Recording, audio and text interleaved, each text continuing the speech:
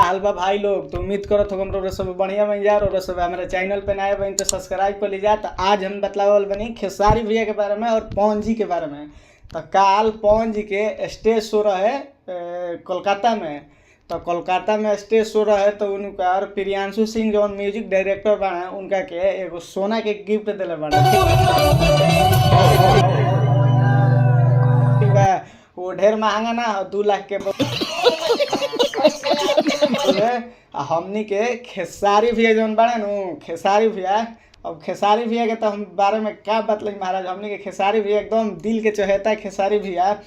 अपन अखिलेश बाबा के गाना वायरल हो रहे तो उनका के अखिलेश बाबा के डिमांड रहे रौरा हमरा के का देता नहीं। तो खेसारी भैया कहलन हम तो छोटा मोटा तो गिफ्ट दे ना सकेनी, हम तो देव तो कुछ धमाले करम। तो अखिलेश बाबा के फरमाइश रहे हमरा के एगो फॉर्च्यूनर गिफ्ट रौरा कह दी। तो उहे अखिलेश बाबा फॉर्च्यूनर खेसारी भैया अखिलेश बाबा के फॉर्च्यूनर गिफ्ट तो कहिए दिलन एकदम गार्दा महाराज फॉर्च्यूनर। देखी जब गाना हिट हुआ हमको क्या दे रहे हैं आप? अब चार्ज हम छोटा मोटा गिफ्ट तो देंगे नहीं। आप बोले थे कि आपको फॉर्च्यूनर गिफ्ट भैया आप चिंता मत करिए, 10 से 15 दिन में आपको फॉर्च्यूनर गिफ्ट 2-4 दिन में करूँगा।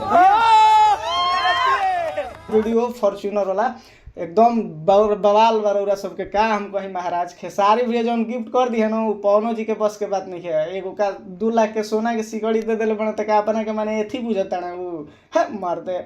खेसारी भैया नु बड़े मरदे फॉर्च्यूनर 50 लाख के गिफ्ट करते हैं मरदे। 50 लाख के होई वो लेखक के वो बक्सरे जिला के हणे अखिलेश बाबा हमनिए के क्षेत्र के हणे कहीं अलगा के ना हणे मर्द। अखिलेश बाबा जौन बने नु बहुत लेखक बढ़िया हणे अखिलेश कश्यप जी मर्द। तरक्की खेसारी भैया के गाना एकदम हिट मर्द उहे न देता ने।